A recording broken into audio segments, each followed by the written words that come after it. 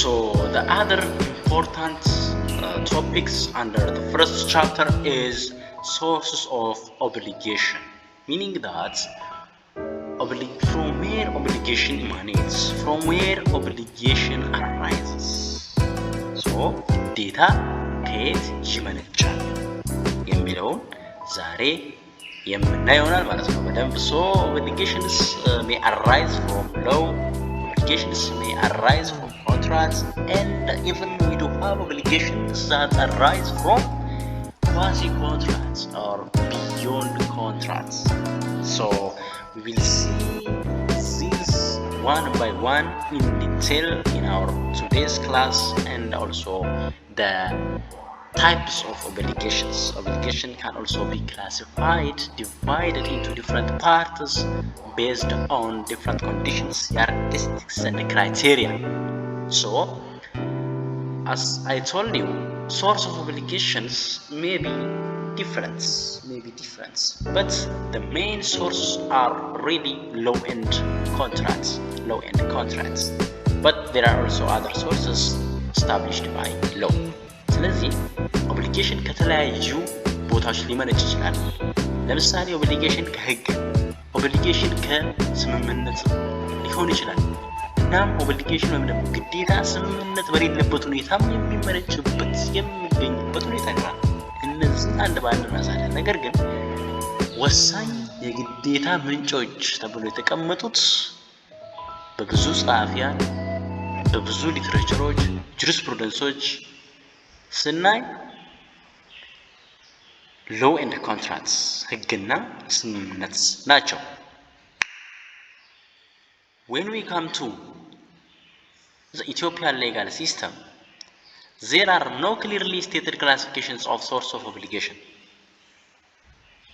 But Article 6075 of Ethiopian Civil Code, which define contracts, express obligations as arising from contractual agreements, or it express a contract as one source of obligations. በግልጽ የተቀመጠ ነገር የለም በእኛ ሌጋል ሲስተም። ነገር ግን አንቀጽ 1675 ግዴታን ወይም ደግሞ ስምምነትን ዲፋይን የሚያደርግ አንቀጽ ነው፣ እናየዋለን ወደፊት። ከዛ እንደምንረዳው በግልጽ የሚያስቀምጠው ነገር ባይኖርም ነገር ግን ስምምነት አንድ የግዴታ ምንጭ መሆኑን ያስቀምጣል። ይሁን እንጂ however we can also identify other sources, meaning that these contracts is not the only sources of obligations. So obligations maybe arise from non-contractual relationships, that means extra-contractual, tortious acts, maybe arise from unlawful acts. It may be also arise from unjust enrichments. Then we will see them one by one.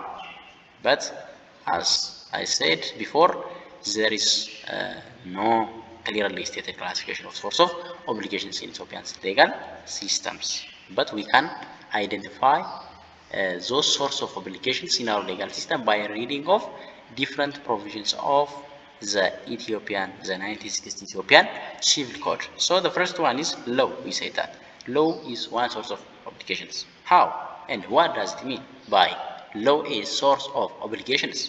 This means a situations when a law itself imposes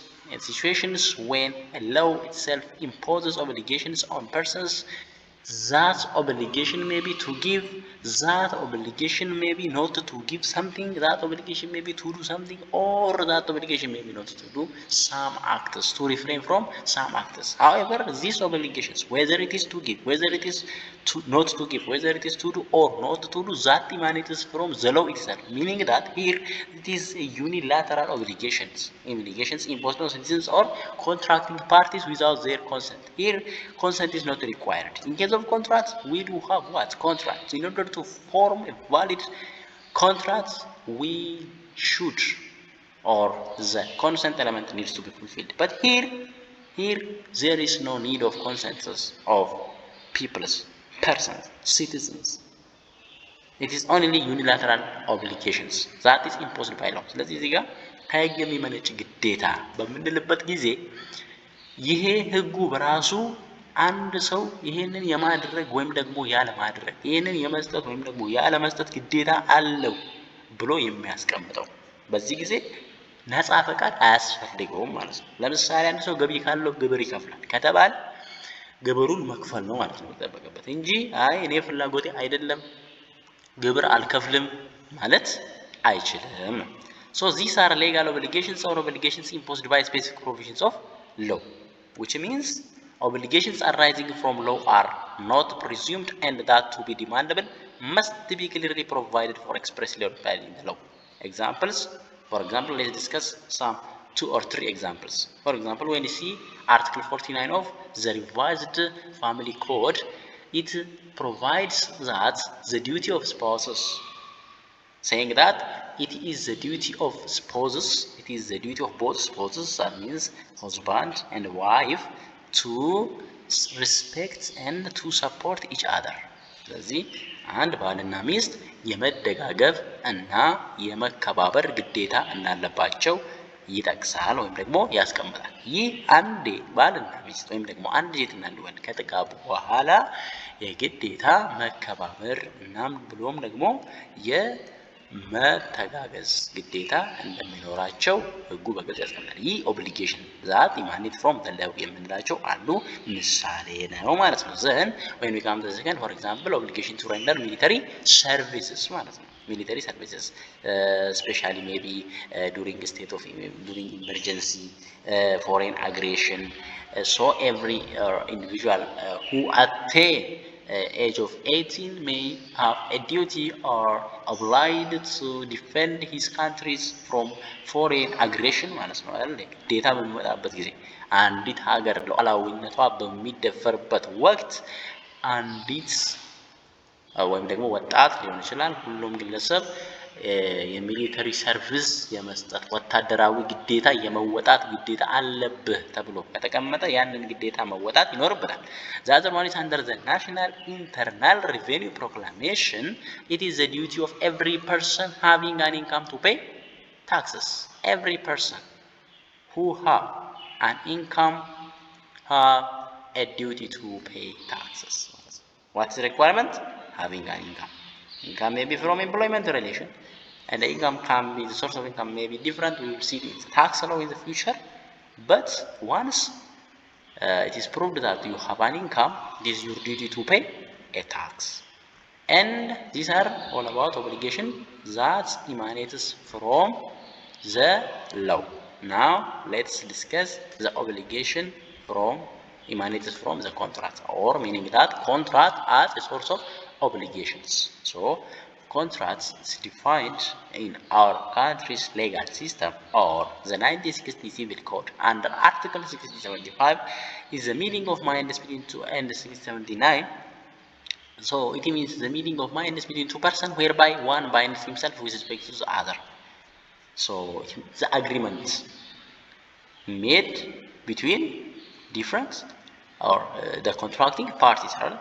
So obligations arising from contracts have the force of law between the contracting parties. The force of law between the contracting parties, because that which is agreed upon in the contract by the parties is the law between them. ስለዚህ ግዴታ በፓርቲዎቹ ወይም ደግሞ በተዋዋዮቹ ወገን መሃል ከስምምነታቸው የሚመነጭ ግዴታ በተዋዋይ ወገን መካከል ህግ ይሆናል ይላል። ስለዚህ ግዴታ ከዛ ስምምነት ሊመነጭ ይችላል። So በኮንትራክት ውስጥ we do have two basic principles: freedom of contract, sanctity of contract. Freedom of contract in the sense that parties may make an agreement as they wish unless otherwise they violate the mandatory provisions of the law. And the sanctity of contract means that the contract is only binding between the contracting parties. ስለዚህ አንድ ተዋዋይ ሁለት ተዋዋይ ወገኖች ኮንትራክት ወይም ደግሞ ስምምነት በሚፈጽሙበት ጊዜ በፈለጉት ልክ የሚፈልጉትን ነገር ሊስማሙ ይችላሉ። የህጉን ዓላማ እና ማንዳቶሪ ፕሮቪዥንስ ካልጣሱ ድረስ ሁለተኛ ደረጃ አንድ አግሪመንት ወይም ደግሞ ኮንትራክት ወይም ደግሞ ስምምነት በአግባቡ ተመስርቶ በፓርቲዎቹ መካከል ተግባራዊ የሚሆነው ወይም ደግሞ ህግ የሚሆነው በሁለቱ ፓርቲዎች መሃል ነው። ኢፌክት ኦፍ ኮንትራክት ላይ ቻፕተር 3 ዲስከስ ስናደርግ በዲቴል እናያለን። 1731 ጀምረን we will see. So although contracts have the force of law, it does not mean that contracts are over and above the law. Contracts are with the limitations imposed by law, article and object of contract and blah blah. But once each and every requirements are fulfilled and a valid contract is formed, it becomes a law between the contracting parties and there is obligations that emanates from that contract. So contract is one source of obligation is this. The third one is quasi-contracts obligations as source of obligations. So, though there is no contract, there may be an obligation that emanates from tortious activities, maybe from the criminal activities of an individual. So, quasi-contracts is a juridical relation resulting from a lawful, voluntary, and unilateral act which has for its purpose the payment of indemnity to the end that no one shall unjustly enrich or benefited at the expense of another ማለት ነው። ስለዚህ unjust enrichment ሊሆን ይችላል። ለምሳሌ አንድ ሰው የግድ አግሪመንት ወይም ኮንትራክት ሊኖር ግዴታ ላይሆን ይችላል። ስለዚህ ግዴታ ሊመነጭ ይችላል ኮንትራክትም ባይኖር ስምምነትም ባይኖር። ለምሳሌ unjust enrichment ወይም ደግሞ አላግባብ መበልጸግ ይችላል ሰው። በዚህ ጊዜ ሰውየው ለአላግባብ በበለጸገበት ልክ ተጠያቂና indemnity ወይም ደግሞ ካሳ መክፈል ይኖርበታል፣ መልሶ ማካካስ ይኖርበታል። ስለዚህ ኮንትራክት የለም ብለን ያ ሰው ያላግባቡ ራሱን አበልጽጎ እንዲኖር መፍቀድ አይቻልም ማለት ነው። So undertaking without the consent of the other unauthorized agency የምንሉ አሉ ማለት ነው። So for example, let us see what is the difference between contracts and quasi-contracts. So there are some elements that distinguish it. The basic one is consent, as I told you before. Consent is very important and essential element in the formation of contracts. የፓርቲዎቹ ወይም ደግሞ የተወገኖች ነፃ ፈቃድ በጣም ወሳኝ ነው። አንድን ስምምነት በህግ ፊት ተቀባይነት ያለው አስገዳጅነት ያለው ስምምነት ለመፈጸም የግዴታ የተወገኖቹ ነፃ ፈቃድ ያስፈልጋል ማለት ነው። So but in case of quasi there is no consent. Contract is civil obligation, but the quasi-contract is natural. But the other party to whom the obligation is voluntarily assumed has the duty to reimburse all the expenses that the volunteer has incurred. Said. So these quasi-contracts do have different kinds. ይሄ ሶስተኛው source of obligation ያለው quasi-contract ራሱን ችሎ ደግሞ የተለያዩ ካይንዶች ይከፋፈላል ማለት ነው። ለምሳሌ the first one is solitio indemnity payment by mistake ማለት ነው በእንግሊዘኛ ሲመጣ ወይም ደግሞ በስተት የተፈጸመ ክፍያ እንለዋለን። solitio indemnity ይሉታል። ይሄ የነሱ ተርም ነው፣ እንደፈለጋችሁ ፕሮናንስ ማድረግ ትችላላችሁ። በት ካይንድስ ኦፍ quasi-contracts የሚፈጸሙበት ሁኔታ አንዱ ግዴታ ሊመነጭ የሚችል ተብሎ የተቀመጠው solitio indemnity። ይሄ ማለት ደግሞ ከራሱ ከተርሙ ራሱ መረዳት እንደምንችለው payment by mistake ይላል አይደለ? So it is a juridical relation which arises when a person is obliged to return something received by him through error or mistake ማለት ነው። ስለዚህ አንድ ሰው በስተት የተቀበለውን አላስፈላጊ ወይም ደግሞ የሱ ያለነ ነገር እንዲመልስ የሚገደድበት circumstance ወይም ደግሞ situation ነው ማለት ነው። ስለዚህ ለሱ ያልተገባ ነበረ፣ በስተት ነው የተፈጸመው፣ በስተት ነው የተሰጠው፣ ያን ነገር እንዲመልስ ይገደዳል። ኤግዛምፕል ለምሳሌ እቺ ምሳሌ እንያዝ። አበበ ኦድ ለማ 1000 አይደለ? ባይ ሚስቴክ አበበ 2000 ሰጠ ማለት ነው። አበበውን ለለማ 1000 ማበደር ቢፈልግ ግን 2000 ብር ቢያበድር ለማ ትርፍ የወሰደው ኤክሰስ የወሰዳትን 1000ዋን የመመለስ ግዴታ አለው። ምክንያቱም ፔመንት በምን ተሰጥቷል? ባይ ሚስቴክ that is solution indemnity እንለዋለን። አንድ kinds of quasi contracts የምንለው ነው። the second one is negotrum gestio ይሉታል። እንግዲህ it is their terminology, you can pronounce it as you wish, but yeah.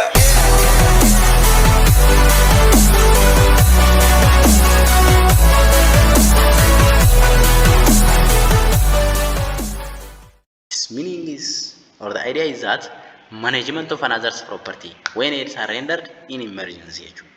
So ይሄ ደግሞ የሌላን ሰው ንብረት ማስተዳደር በኢመርጀንሲ ጊዜ፣ በአጣዳፊ ጊዜ፣ በሚያጣድፉ ሁኔታ ሲፈጠሩ የሰውን ንብረት ለጊዜያዊ ኃላፊነትን ወስዶ ማስተዳደር፣ በዛ የሰውን ንብረት በማስተዳደር ሂደት ላይ ደግሞ የተለያዩ ወጪዎችን ከወጡ ያ ባለ ንብረቱ የገጠመው ጉዳይ ሲጨርስና ተመልሶ ሲመጣ ምን የማድረግ ግዴታ አለበት ማለት ነው? ያንን ነገር የመመለስ ሪኢምበርስ እንደምንፋ የማድረግ so it is a voluntary management በፍቃድ ነው። በመጀመሪያ ደረጃ ህግ አያስገድድም። ያ ያስተዳደረውንም ሰውዬ የራሱን ወጪም ያወጣ ሰውዬ ህግ አይደለም ያስገድድ voluntary by a person of the abandoned business or property of another without any authority or power from the latter ማለት ነው። for example እዚህ ጋር አስቀምጠዋል። ቪክተር የሚባል ግለሰብ አለ። ዌልዚ ላንድ ኦነር ነው። በጣም ባለ ሀብት ነው። suddenly left for abroad living his livestock farm unattended ሳይቀረው ሳያስበው ቤቱን መሬቱን ትቶ ሄደ ብንል ረመን የሚባል ደግሞ ጎረቤቱ አለ ማለት ነው። ይህ ጎረቤቱ managed the farm thereby incurring expenses ማለት ነው። እሱ ያ ቪክተር ጉዳዩን ጨርሶ እስከሚመጣ ድረስ ያንን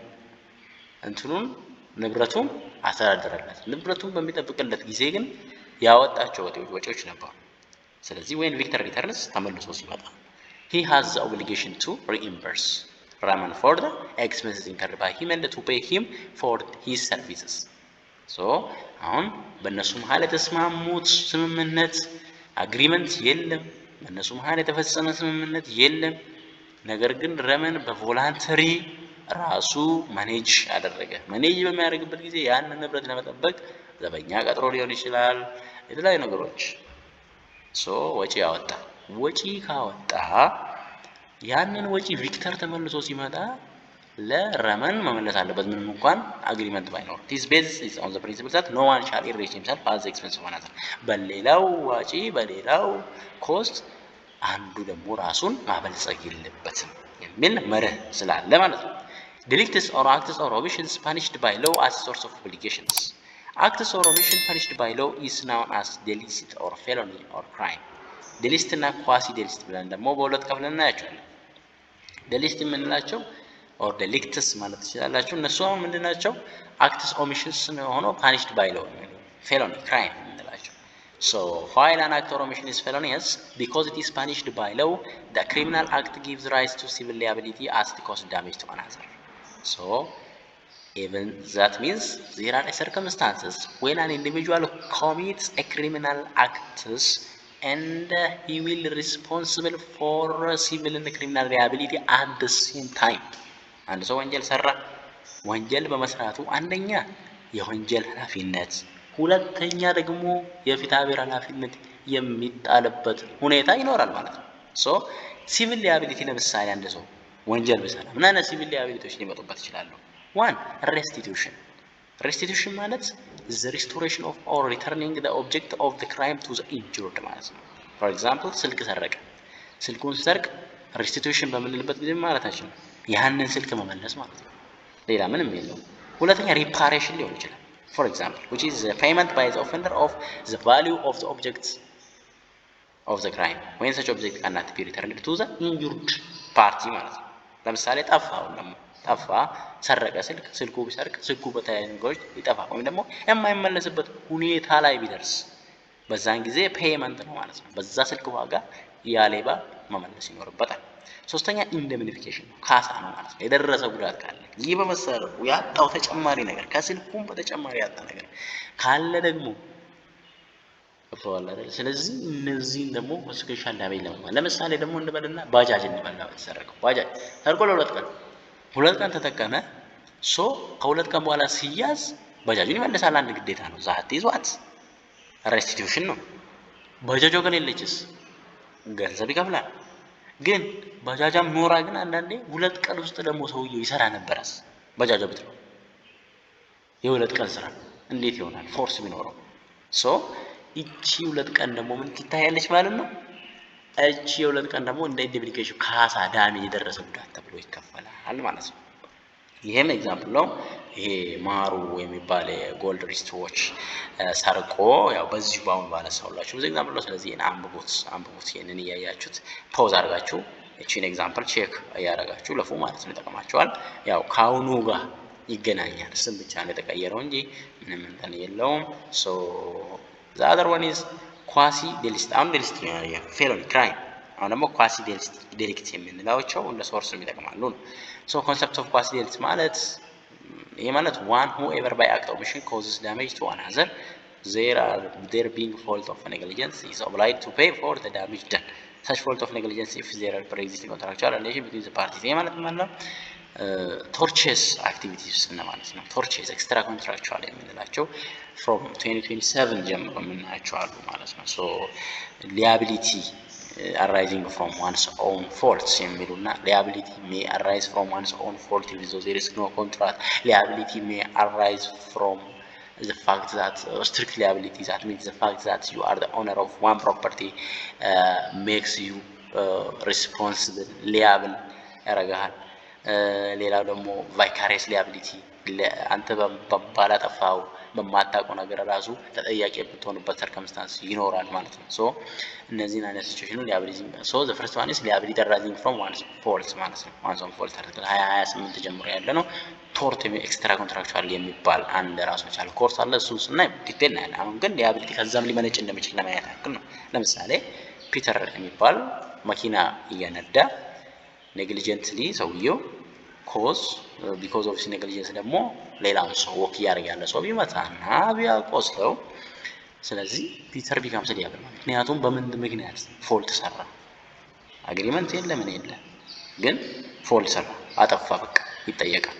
the other one is liability in the absence of offense strict liability የሚባል ፎልት አልሰራ ኦፌንስ አልሰራ 26 ጀምሮ እስከ 89 ያሉት ፕሮቪዥኖች የፍትሐ ብሔር ሕጋችን ዲቴሉን እንገባለን። እነዚህ ቤዝ ስለሆኑ having this understanding. It is a liability for animals, buildings, vehicles. And if a damage is caused by an animal building, then the owner of the animal building will be liable ማለት ነው። ኦነር እዚህ ጋር ተጠያቂ የሚያደርግ ምንድነው? ኦነር መሆን፣ ባለ ንብረት መሆን፣ ባለ ሀብት መሆን ያስጠይቃል። ለምሳሌ አንድ ሰው መኪናውን ያገለበጠው ወይም ደግሞ በመኪና ሰው ያገጨው ሹፌር እኮ ነው። ባለ ንብረቱ ጥፋት የለውም። ነገር ግን ማን ይጠይቃል ማለት ነው? ባለ ንብረት በመሆኑ ብቻ ስትሪክት ሊያቢሊቲ ይጠይቃል።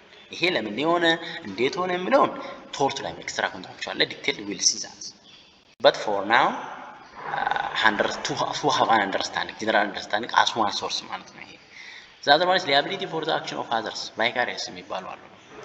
ይሄ ደግሞ 24 ጀምሮ ያለ ነው። in this case the act is not done by the debtor himself but by third party.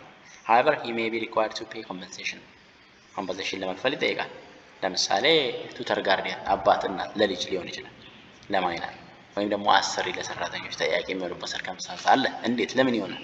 በምን ሰርከምስታንስ የሚሉትን እናያለን። ግን ከዚህም ሊመነጭ ይችላል ነው። ቶርቸስ አክቲቪቲዎች ሊመነጩ ይችላሉ። those are the source of obligations. Source of obligation can be contracts, source of obligation can be law, source of obligation can be quasi-contract, beyond contract, delicts, quasi-delicts ብለን አይተናል። Now the basic important topic is types of obligations. Types of obligations, the last topic for today. Obligations can be classified based on the nature of activities and based on the number of parties legally bound by the obligation ማለት ነው። በአክቲቪቲዎቹ ኔቸር ኦፍ አክቲቪቲ ምንድነው? እንድንሰራ ነው የሚያስገድዱ እንዳንሰራ ነው?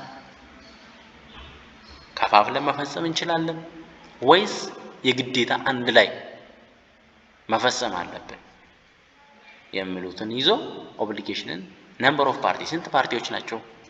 አንድ ሰው ነው በዛ ግዴታ ተገዳጅ የሚሆነው? ሁለት ሰው ነው ተገዳጅ የሚሆነው? ከዛ በላይ ነው የሚለው ላይ ተመስርተን ግዴታን በተለያዩ ፓርቲዎች በተለያዩ ሁኔታዎች እናከፋፍላለን። So let's discuss types of obligation based on the nature of activities. Based on the nature of activities, we do have around 4 obligations. The first one is divisible obligation. When the parties agree to perform obligation by dividing into parties. Example payment of money. ለምሳሌ ገንዘብ by nature divisible ነው። ግዴታ ለምሳሌ ሁለት ሰዎች A እና B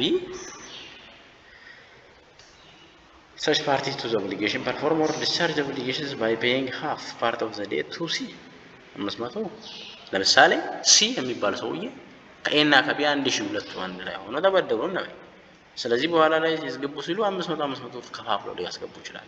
ስሙ ይገልጻል። ዛዘሯንስ ኢንዲቪዚብል ነው። ይሄ ደግሞ መከፋፈል የማይችል ግዴታ ማለት ነው። ፐርፎርማንስ ኦብሊጌሽን cannot be divided. ዛስ ኖ ፓርሻል ፐርፎርማንስ የለም ማለት ነው። ለምሳሌ 3 ሰው ሆኖ አንድ ቤት ማስተላለፍ ግዴታ ቢኖርባቸው አንዱ መስኮቱን አንዱ በሩን የሚባል ነገር የለም። አንድ ላይ ሆኖ ነው ያንን ቤት የሚያስተላልፉት። ሶ እንደ ብሩ መከፋፈል አይቻልም እዚህ ጋር። ሶ ኢንዲቪዚብል አሰን ኢንዲኬት ሌላ ፖዚቲቭ ኦብሊጌሽን ነው። that means obligation to do ነው። to do or to give something ነው። it requires action ከኛ የሆነ ነገር እንድናደርግ የሚፈልግ አይነት ግዴታ አይነት ነው ፖዚቲቭ ኦብሊጌሽን ማለት። አሁን በክሪሚናል እና ያለን ኮሚሽን እና ኦሚሽን የሚባሉ አሉ። ኮሚሽን ማለት የሆነ ነገር በማድረግ ወንጀል መስራት ሲሆን ኦሚሽን ማለት ደግሞ የሆነ ነገር ማድረግ ሲኖርብህ ባለ ማድረግ ነው አይደል? ስለዚህ ኮሚሽን በፖዚቲቭ ኦብሊጌሽን ለምሳሌ ልንል እንችላለን። ስለዚህ ፖዚቲቭ ኦብሊጌሽን ማለት የሆነ ነገር ማድረግ አለብህ፣ የሆነ ነገር ማድረግ አለብህ። ኦሚሽን ማለት ደግሞ የሆነ ነገር አልታደርግ ተብለህ ግን ብታደርግ ያ ፖዚቲቭ ኦብሊጌሽን። ኔጌቲቭ ኦብሊጌሽን ነው አታደርግ ማለት። ሶ ኔጌቲቭ ኦብሊጌሽን ማለት ደግሞ is obligation to do or to refrain from doing something ነው። እነዚህ አግሪ ሊያደርጉ ይችላሉ። እቺን ፓውዝ አድርጋችሁ እቺን ኤግዛምፕል አንብቧት። እቺን ኤግዛምፕል እያት። ያው አሁን እንዳትሰራ እንዳታደርግ ነው ሊስማሙ የሚችሉበት ሰርከምስታንስ ነው። So the other one is based on the nature of the activity ነው። The second one is based on the number of parties involved or the number of parties legally obliged የሚለው ላይ ተመስርተን we do have unilateral, bilateral, multilateral obligations. So the first one is unilateral obligation. As the name indicates, uni means one, right? This only when one of the parties is legally bound by the contract for the benefit of the other contracting party ማለት ነው። እዚህ ጋር two party exist but only one side performance is required ማለት ነው። ዶኔሽን ለምሳሌ የስጦታ ስምምነት ሊሆን ይችላል። ሁለት ፓርቲዎች ቢገኙ አንዱ የሚወስድ ነው አንዱ የሚንተን ምን። ስለዚህ በዚህ ውስጥ አንዱ ብቻ ነው ማለት ነው አይደል ግዴታ ያለው። ሁለቱም ግዴታ አላቸው የላቸውም። ዩኒላተራል ነው ላይ ባይላተራል የምንለው ደግሞ ቱ ነው። ባይ ማለት ቱ ነው እንግዲህ two parties and two side performance accordingly there are two promises, two promises ሁለት ቃል ገቢዎች ሁለት ቃል የሚገባ ነገር አለ፣ በሁለቱም የሚጠበቅ ነገር አለ ማለት ነው። ማልቲላተራል የምንለው ደግሞ as name indicates more than two persons undertake to perform an obligation. Such obligations can be classified into 3. This multilateral by itself, which is the first one is simple joint obligation የምንለው እነዚህ በኮንትራክት ሎ 2 ላይ በጣም በዲቴል የምናያቸው ኮንሰፕቶች አሉ። ባይ ዘ ዌይ አሁን እዚህ ጋር ያየን ያለነው እንደ ቤዚክ ነው እንደ አንደርስታንዲንግ ነው ኮንሰፕት ይዘን ለማለፍ ነው እንጂ ወደፊት ኮንትራክት ሎ 2 ላይ የምናያቸው አሁንም ወደፊት ለፊታችን የምንዲስከስ የምናደርጋቸው ብዙ ኮንሰፕቶች አሉ። ነገር ግን እነዚህን ደግሞ መያዝ ካሁኑ መጨበጥ ለወደፊቱ ነገሮችን ቀለል ያደረገ ይሄዳል። ሶ ሲምፕል ጆይንት ኦብሊጌሽን ማለት each debtor is liable individually ማለት ነው። meaning each debtor is liable for its own share ማለት ነው። ለምሳሌ 1 3 4 5 ሆነ የሆነ ዴተር የምትሆንበት ወይም ባለ ግዴታ የምትሆንበት ሁኔታ ይፈጠራል። ተደራጅተህ ልትበደር ትችላለህ። ስትበደር ግን አንዱ 500 አሁን 1000 ቢበደሩ አንዱ 200 አንዱ 150 አንዱ 200 አንዱ 250 እንደዚህ ያሉ ቢበደሩ በኋላ ላይ ሁሉም ለእያንዳንዱ ተጠያቂ የሚሆነው ለማን ነው? እኔ ለሚስተር ቢ ተጠያቂ ሆናለሁ እንዴ? አልሆንም። እኔ 200 ተበድሬ 400 ከፍላለሁ እንዴ? አልከፍልም። 200 ወሰድኳ። ምንም እንኳን ላይ ሆነን 1000 ብንወስድም ነገር ግን ሁሉም በራሳቸው በወሰዱት ልክ ነው ተጠያቂ የሚሆኑት። ይሄ ሲምፕል ጆይንት ኦብሊጌሽን የምንለው። ጆይንት ኦብሊጌሽን የምንለው ደግሞ ኦል አር ሊያብል ጆይንትሊ ቱ ዜር ክሬዲተር ማለት ነው። በክሬዲተራቸው ሁሉንም ኢኳሊ አንድ ላይ ማለት ነው አንድ ላይ ይከፍላሉ። ለምሳሌ 1000 ከተበደሩ ነገር ግን እኔ ፐርሰናሊ 100 ብር ከሆነ ያሰብኩት ግን at the end of the day 1000 መመለስ ስላለበት ያ ክሬዲተሩ 1000 ብር እንመልሳለን። ሁላችንም አንድ ላይ ጠይቀናል። ሴቨራል ጆይንት የምንለው ደግሞ ሁለት ኦፕሽን አለ ማለት ነው። ያ ክሬዲተር አሁን ክሬዲተር ምንድን ነው የሚለው ነገር የፈርስት ኤፒሶድ ላይ በጣም ዲስከስ አድርገናል። so you can check that discussion part 1 video. Several joint obligation የምንለው it is joint and several liability in which the creditor can demand either jointly or from one of them ማለት ነው። all the days አንድ ሰው ራሱ አሁን ለምሳሌ እሱ ሁላችንም አንድ ላይ ጠይቆ አንድ ላይ ሊከሰር ይችላል። ወይም ደግሞ አንድ ሰው ብቻ ብላጅ የሚሆንበት ሰርከምስታንስ አለ። ብቻ ግን አንድ ሰው ብቻ 1000 የሚከፍልበት ሊያስገድድ ይችላል። ሰው ያለው ብሎ ካሰበ ያ 1000 የከፈለስ እንዴት ሆነ ከነሱ ይጠይቃል። እንዴት ይጠይቃል? ወደፊት ዲስከስ የምናደርገው ማተር ነው። ነገር ግን ባጭሩ ታይፕ ኦፍ ኦብሊጌሽን በኔቸር ኦፍ አክቲቪቲ እና በፓርቲስ ኢንቮልቭድ ላይ ወይም ደግሞ ፓርቲስ ኦብላይድ የሚሆኑ ፓርቲስ ላይ ተመስርተን በተለያዩ ፓርቲዎች እንከፍላለን። ኔቸር ኦፍ አክቲቪቲ ላይ ተመስርተን ምን አለ? ታይፕ ኦፍ ኦብሊጌሽን የተለያዩ ናቸው አለ። የመጀመሪያው ምንድነው? አንደኛው ዲቪዚብል ነው። ሁለተኛ ኢንዲቪዚብል ነው። ሶስተኛ ፖዚቲቭ ነው። ኔጌቲቭ። ከዛስ ደግሞ ተመልሰን ዩኒላተራል፣ ባይላተራል፣ መልቲላተራል ባይ ኢትሰልፍ ሲምፕል ጆይንት ሴቨራል ጆይንት ኦብሊጌሽን ብለን ከፋፈልናቸው። መጀመሪያ ደግሞ ምን ብለን ጀመረ? ሶርስ ኦፍ ኦብሊጌሽን ምንጮቹ ኦብሊጌሽን ወንድ ግዴታ ከየት ይመነጫል? ከኮንትራት፣ ከስምምነት፣ ከህግ ወይም ደግሞ ከኳሲ ኮንትራክት፣ ኳሲ ዴሊክት፣ ከክሪሚናል አክቲቪቲዎች፣ ሬስቲቱሽን ላይ፣ ሪፓትሪሽን ላይ፣ ኢንደምኒፊኬሽን ላይ እነዚህ ሁሉ ኢምፖርታንት ነገሮች ናቸው። ስለዚህ ሰብስክራይብ እያደረጋችሁ ሼር እያደረጋችሁ ኮሜንት እየጻፋችሁ ያላችሁ እስካሁን ከተማርነው ላይ ጥያቄ ካላችሁ የፈለጋችሁን ጥያቄ በኮሜንት ስር መጻፍ፣ በቀጣይ ቪዲዮ ስመጣ መጀመሪያ እነዛን ጥያቄዎች መመለስ የሚቀጥል ይሆናል። ከዛ በመቀጠል ቪዲዮውን ላይክ ሼር እያደረጋችሁ ይጠቅመዋል ብላችሁ የምታስቡ ሰዎች ካለ ሼር እያደረጋችሁ አብረን እናንብብ፣ እናጥና፣ አበረታቱ። እናስተካክሎ የማቴሪያል አዘገጃጀት ይስተካከል ወይ፣ የቪዲዮ አቀራረጽ ይስተካከል ወይ፣ ድምጽ ይስተካከል ወይ የተለያዩ ኮሜንቶች ካላችሁ ወይም ደግሞ በቂ ያልሆነ ትምህርት ዲስከሽንም የፈለጋችሁ እንደሆነ አጠር ይበል ወይስ ዲስከሽኑ ሰፋ ይበል፣ ብዙ ኤግዛምፕሎች ይምጡ፣ በጣም ሰፋ አድርገን እንረዳ ነው ወይስ ደግሞ ቀለል አድርገን ማለት ጊዜ ቆጣቢ በሆነ መንገድ እንጠቀም የሚለውን ነገር እያሰብን እየተመካከርን ያስተካክለን እንሄዳለን። በቀጣይ እንግዲህ ኮንትራት ምንድነውና ኮንትራት ነው ምንድነው የሚለውን እናያለን። ቻፕተር 1ን በዛው ጨርሰን ወደ ዋናው ፎርሜሽን ኦፍ ኮንትራት ቻፕተር 2 እንጀምራለን። እስከዛው ግን ሰብስክራይብ ሼር እያደረጋችሁ አብራችሁ ቆዩ። እናመሰግናለን።